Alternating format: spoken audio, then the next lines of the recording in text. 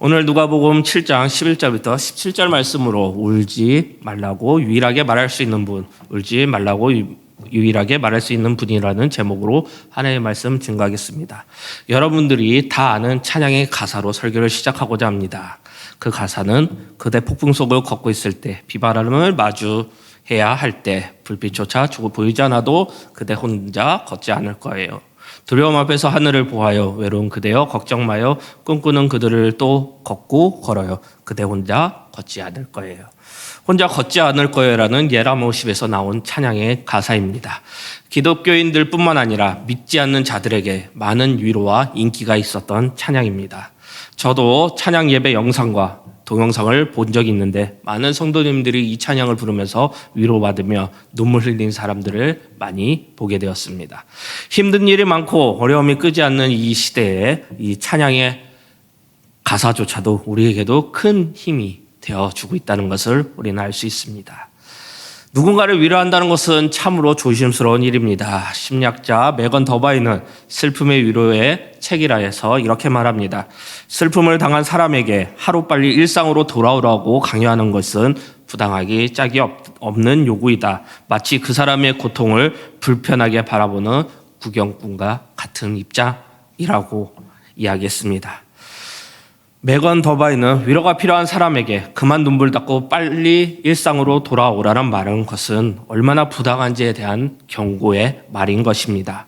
왜냐하면 슬픔에 빠진 사람의 입장에서는 그 말이 마치 강요로 들릴 수 있기 때문입니다. 지금 자신이 겪고 있는 아픔이나 슬픔이 세상에서 큰 고통과 아픔과 슬픔으로 겪고 있기 때문에 위로에 대해서 잘 생각해 봐야 된다는 것입니다. 그저 객관적인 눈으로 당신의 슬픔은 이 정도면 충분하다. 이제 그만 슬퍼하고 일상으로 돌아오라 라고 하는 말은 그 어떤 위로가 될 수 없다는 것입니다. 오늘 말씀을 보면 예수님은 장례식 치르는 일행과 마주치게 됩니다. 12절 말씀입니다. 성문에 가까이 이르렀을 때 사람들이 한 죽은 자를 메고 나오니 이는 한 어머니의 독자요. 그 어머니는 과부라. 그 성에 많은 사람도 그와 함께 나오거늘. 상황을 보면 한 사람이 죽었습니다. 그 사람은 독자였고 그의 어머니는 과부였습니다. 이 상황을 상상해 보시기 바랍니다. 과부에게는 그 아들이 어떤 존재였을까 말입니다. 외아들은 그 어머니의 삶의 유일한 희망이었을 것이고 그 어머니의 인생의 전부였을 것입니다. 외아들을 잃은 어머니의 마음, 그 과부의 마음은 큰 슬픔에 잠겼을 것이며 어떤 말로도 그 아픔을 위로할 수 없었을 것입니다. 우리도 마찬가지입니다. 우리도 살아가면서 많은 아픔을 겪게 될 것입니다. 작은 실망과 상처에서부터 가족의 죽음, 그리고 크고 작은 아픔과 상처로 인해 우리는 많이 아픔과 슬픔을 겪게 된다는 것입니다. 그럴 때 우리는 위로가 필요할 것입니다.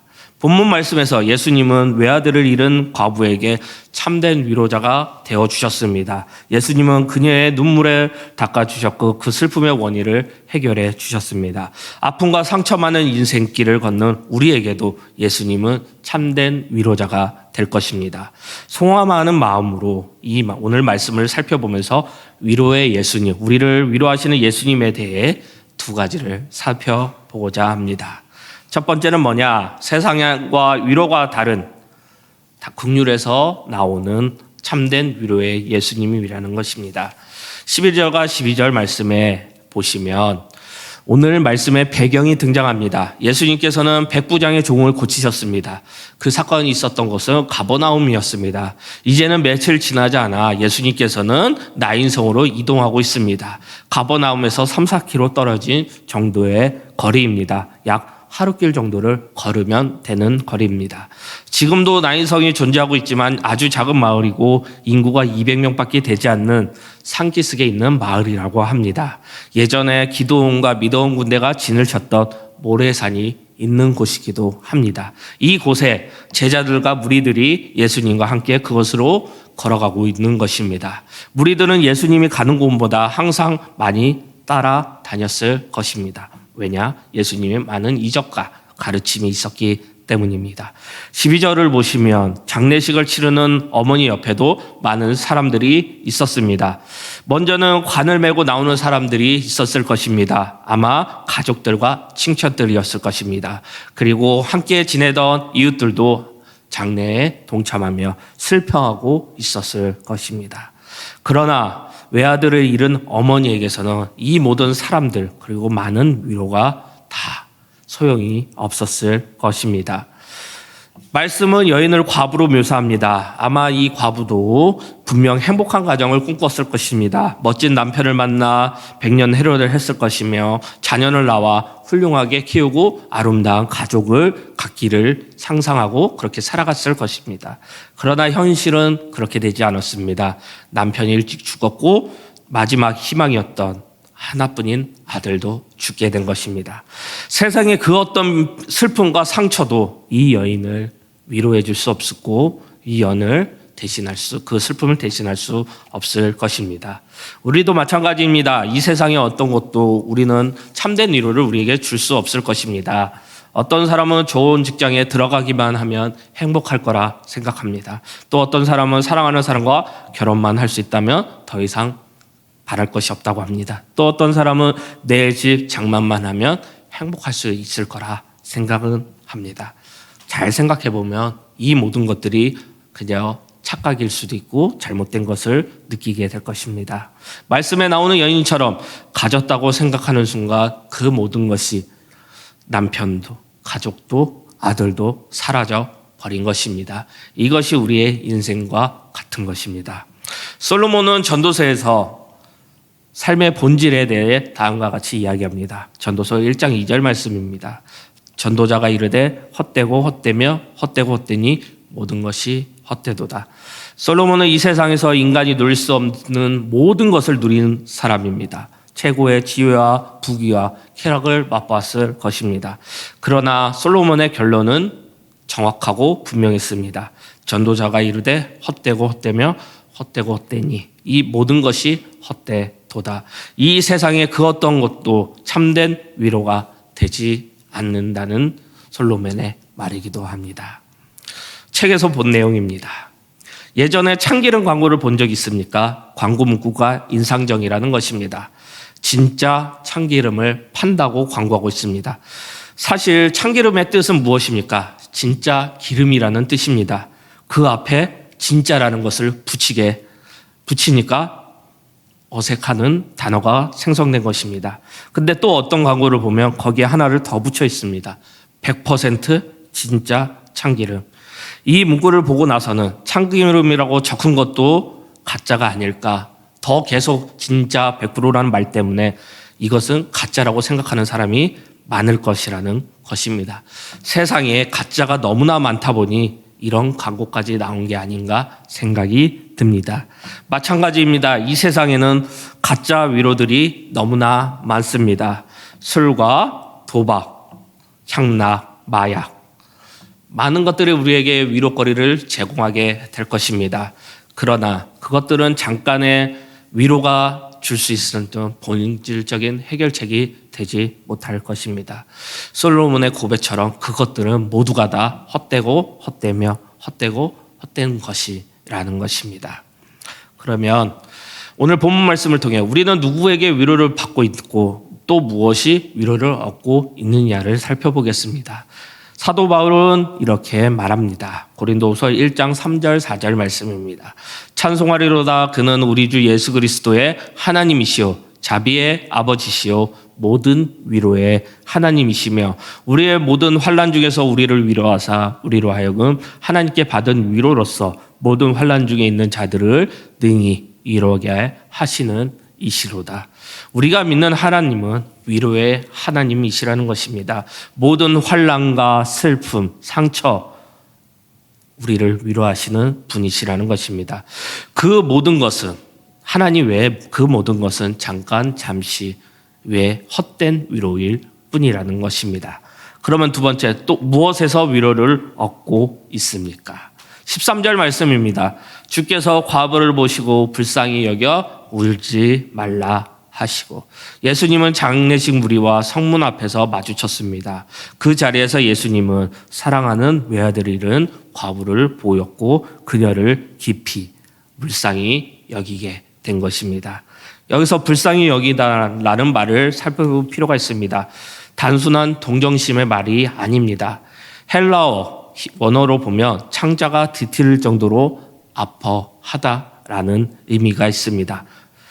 영어 NLT 성경을 보면 제가 영어를 잘 못하지만 이렇게 설명합니다. Overflowed with compassion. 예수님의 마음은 긍휼로 가득 차 있었고 그 긍휼은 overflowed, 흘러 넘친다는 것입니다. 그 흘러 넘친 과부에게 예수님의 마음이 흘러 넘치게 된다는 것입니다. 예수님은 과부에게 무언가를 해주기 전에 먼저 그 과부를 불쌍히 여기셨고 그녀의 아픔을 깊이 공감하셨다는 것입니다. 그녀를 향한 넘치는 긍휼이 바로 위로의 참된 위로의 시작인 것입니다. 예수님이 주시는 그 긍휼, 그것이 그 과부에게도 흘러넘치게 흐르고 있다는 것입니다. 오병이어 사건도 마찬가지였습니다. 마태복음 14장 14절 말씀입니다. 예수께서 나오사 큰 무리를 보시고 불쌍히 여기사 그 중에 있는 병자들을 고쳐 주시니라.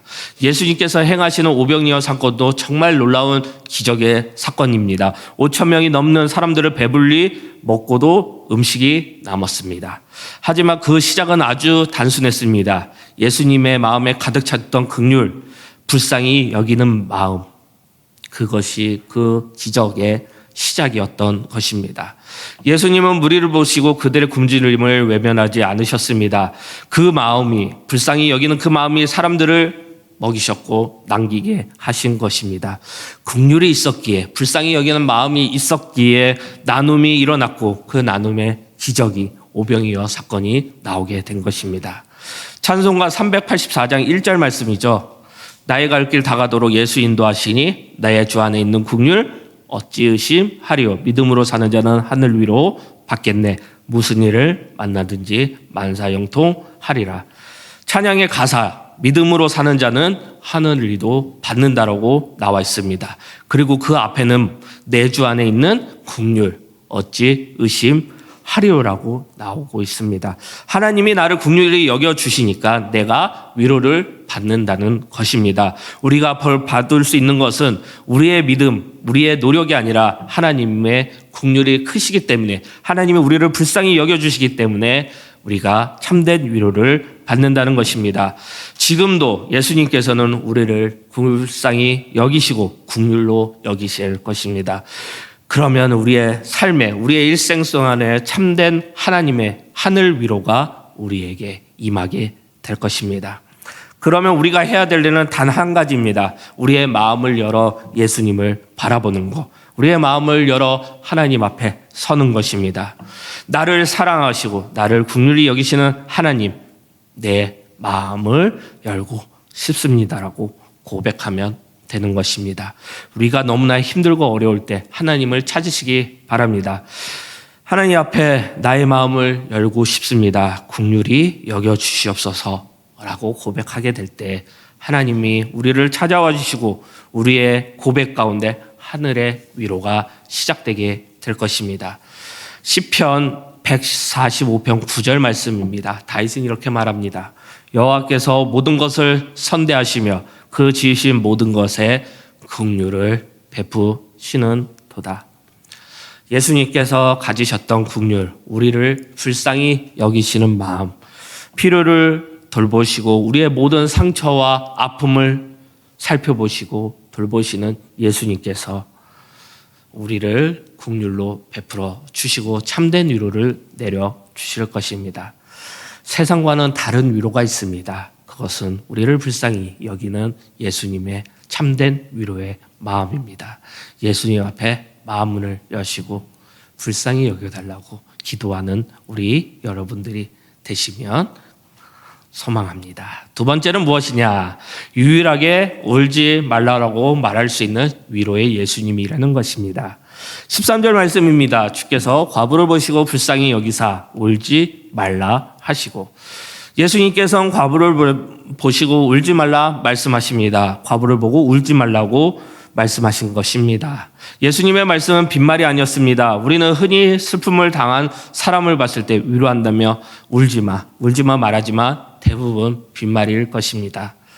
그러나 예수님은 빈말로 울지 말라 하지 않으셨습니다. 예수님은 분명히 그 과부를 불쌍히 여겨 그의 눈물에 씻겨주시겠다고 언약의 약속의 말씀인 것입니다. 예레미야를 통해 대언했던 그 말씀, 예수님은 여인을 통해 말씀하고 있습니다. 예레미야 31장 16절 17절 말씀입니다. 여호와께서 이와 같이 말씀하시니라. 내 울음소리와 내 눈물을 멈추어라. 내 일에 싹을 받을 것인지 그들이 그의 대적에서 땅에서 돌아오니라. 여호와의 말씀이니라. 너의 장래에 소망이 있을 것이라. 너의 자녀가 자기들의 지경으로 돌아오리라. 여호와의 말씀이니라. 내 울음소리와 내 눈물을 멈추어라. 이 예수님의 이 말씀은 앞에 소개했던 슬픔의 위로에는 책과 전혀 다른 방식인 것 같습니다. 그 책에 따르면 예수님은 외아를 잃은 과부에게 울지 말라라고 말씀해서는 안 됩니다. 그저 옆에 있어주고 그 슬픔이 흘러나올 때까지, 다 끝날 때까지 함께 있어주는 것이 최선이라는 것입니다. 슬퍼하는 자들과 함께 슬퍼하고 공감하고 곁에 있는 것, 이것이 인간이 할 수 있는 최선이라고 할 수 있습니다. 하지만 예수님은 거기서 멈춰서지 않았습니다. 모든 것을 띄워놓고 슬픔의 근원을 해결해 주시는 예수님입니다. 14절과 15절 말씀입니다.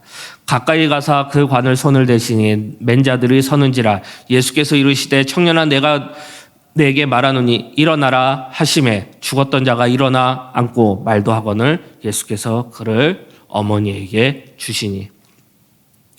예수님이 관에 손을 대셨습니다. 그리고 관을 매던 자들이 멈췄습니다. 그리고 예수님이 말씀합니다. 청년아 내가 내게 말하노니 일어나라. 그러자 어떻게 됐습니까? 죽었던 외아들이 살아났습니다. 울지 말라라고 하신 말씀이 헛되지 않은 것이었습니다. 외아들을 잃은 어머니에게 울지 말라라고 일반 사람들은 말할 수 없습니다. 죽은 자를 살릴 수 없기 때문입니다.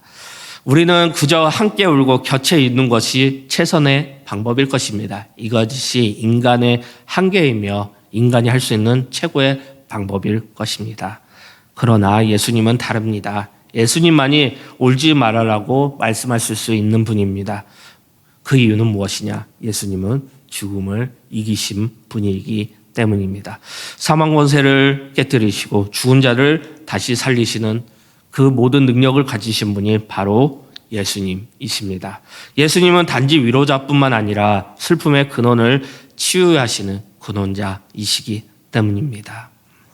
우리의 인생은 너무나 힘들고 어렵다고 합니다. 인생은 마치 고통과 슬픔을 기다리는 먼 항해의 길과 같습니다.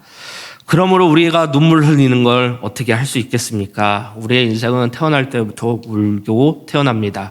죽을 때까지 보면 눈에 눈물을 고인이 숨거둔 것을 많이 보게 될 것입니다. 태어날 때부터 죽을 때까지 우는 것이 우리의 인생일 것입니다. 울고 싶으면 마음껏 울어야 합니다. 슬퍼도 슬프지 않은 것처럼 하는 것은 과장이고 힘들어도 힘들지 않은 것처럼 처신하는 것은 위선일 것입니다. 울 때는 울어야 하고 어떤 면에서 우는 것이 우리의 인생의 본연의 자세일 것입니다.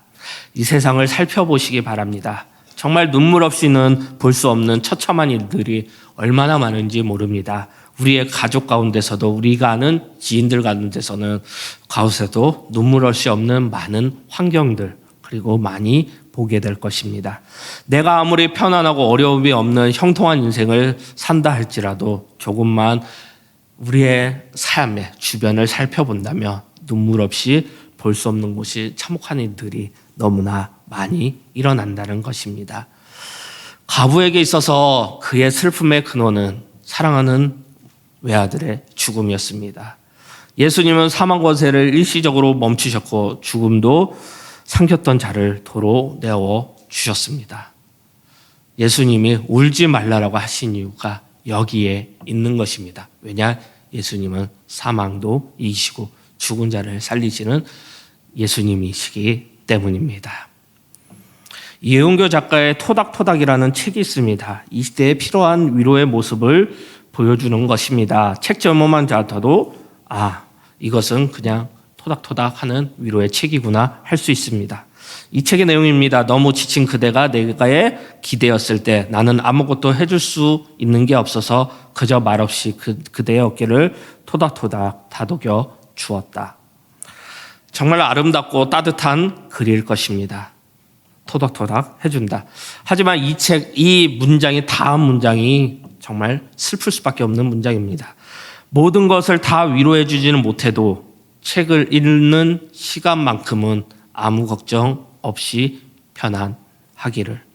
이 책의 저자가 말하는 위로의 유효기간은 책을 읽는 이 순간 단 그 짧은 1초, 2초밖에 되지 않는다는 것입니다. 책을 덮으면 위로가 모든 것이 사라지고 슬픔으로 다시 돌아온다는 것입니다. 이것이 말하는 것이 무엇입니까? 인간의 위로는 한계가 있으며 사람들이 말하는 위로, 많은 것들이 말하는 위로는 가짜이라는 것입니다. 예수님처럼 울지 말라고 말할 수 없는 것의 이 이유입니다. 사람들은 가짜이기 때문에 우리의 근원적인 슬픔을 없앨 수 없습니다. 그러나 예수님은 죽은 자도 살리신 분이십니다. 슬픔의 자리에 함께 계신 정도가 아니라 그 슬픔의 원인도 없애시는 놀라운 예수님이십니다. 예수님은 울지 말라 말씀하십니다. 우리 인생의 단순한 위로가 아니라 문제 근원을 고치시는 예수님께 우리는 천천히 걸어가야 할 것입니다. 요한복음 14장 6절 말씀입니다. 예수께서 이르시되 내가 곧 진리요 길이요 진리요 생명이 나로 말지 않고는 아버지께로 올 자가 없느니라. 그래서 우리가 예수님 앞에 나아가야 되는 것이고 예수님 앞에 모든 것을 고백해야 되는 것이고 예수님을 따라가야 하는 것입니다. 유일하게 말씀할 수 있는 울지 마라 말씀하시는 예수님이 우리의 모든 슬픔의 근원도 해결해 주실 것입니다. 지금 힘든 일을 겪고 계십니까? 아픔과 슬픔, 해결되지 못하는 상처 속에 있습니까? 다시 한번 예수님 앞에 모든 것을 내려놓으시기 바랍니다. 예수님을 찾아보시기 바랍니다. 기도하시기 바랍니다. 예수님께 이렇게 고백하길 바랍니다. 가부에게 하셨던 것처럼 우리에게 말씀하여 주시옵소서. 울지 말라. 이 기도가 우리의 모든 것이 되길 바랍니다. 우리의 아팠던 슬픔, 상처, 모든 것들이 예수님 앞에 가져가시기 바랍니다. 우리에게는 참된 위로가 단 한 가지입니다.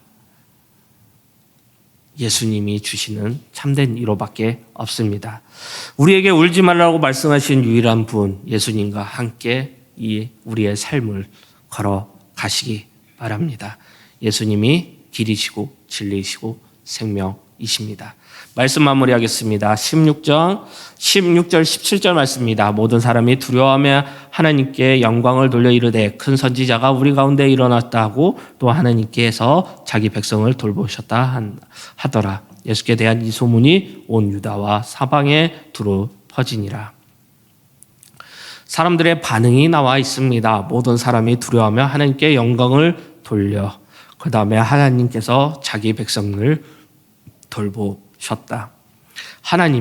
하나님께서 자기 백성들에게 은혜를 베푸셨다는 것에 대한 감사와 내용들이 나와 있는 말씀입니다. 이렇게 하신 분이 누구십니까? 긍휼이 풍성하신 하나님의 아들 바로 예수님입니다. 슬퍼하고 좌절했던 한 과부에게 위로를 주셨던 누구도 할 수 없는 이 세상에 어떤 누구도 할 수 없는 모든 것을 하시는 죽은 자를 살리시는 능력을 가지신 예수님이 하실 수 있습니다. 바로 이 메시아 우리의 죄를 구원하기 위해 하나님이 보내시는 이 하나님의 아들 예수님을 믿고 그 자리에 나아가시기 바랍니다. 우리의 삶 가운데는 어려움이 너무나 많습니다. 육체적인 어려움, 경제적인 어려움, 건강의 어려움, 가족의 어려움들, 많은 어려움들이 있습니다. 잊지 마시기 바랍니다. 긍휼이 풍성하신 예수님이 우리와 함께 하시고 그 예수님은 죽은 자를 살리시는 능력을 가지시고 계신 분입니다. 우리의 마음으로 슬픔과 기쁨, 슬픔과 상처와 모든 것들이 일어날 때 의심을 버리시기 바랍니다. 예수님이 나를 돌아보지 않는다라고 생각하지 마시기 바랍니다. 예수님을 믿고 그 긍휼과 은혜를 기억하며 누리며 살아가시길 바랍니다. 예수님께서는 여러분들의 어려움과 슬픔 가운데 함께 하시며 여러분들을 바라보고 계시고 위로하여 주실 것입니다. 위로의 예수님께서는 우리에게 울지 말라라고 말할 수 있는 유일한 분입니다.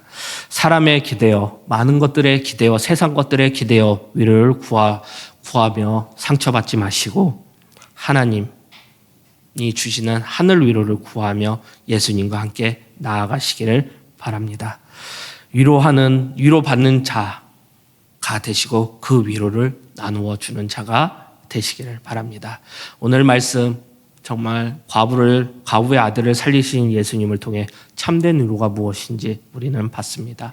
예수님 한 분밖에 없습니다. 그 예수님과 함께 나아가기를 다짐하는 우리 예배드리는 홍대서교회 성도님들이 되시기를 축복합니다.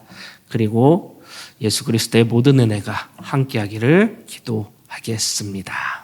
우리 다 함께 일어나셔서 결국이라는 찬양, 하나님과 동행하는 암환자 우리 전도사님의 찬양이죠. 같이 고백 찬양하겠습니다.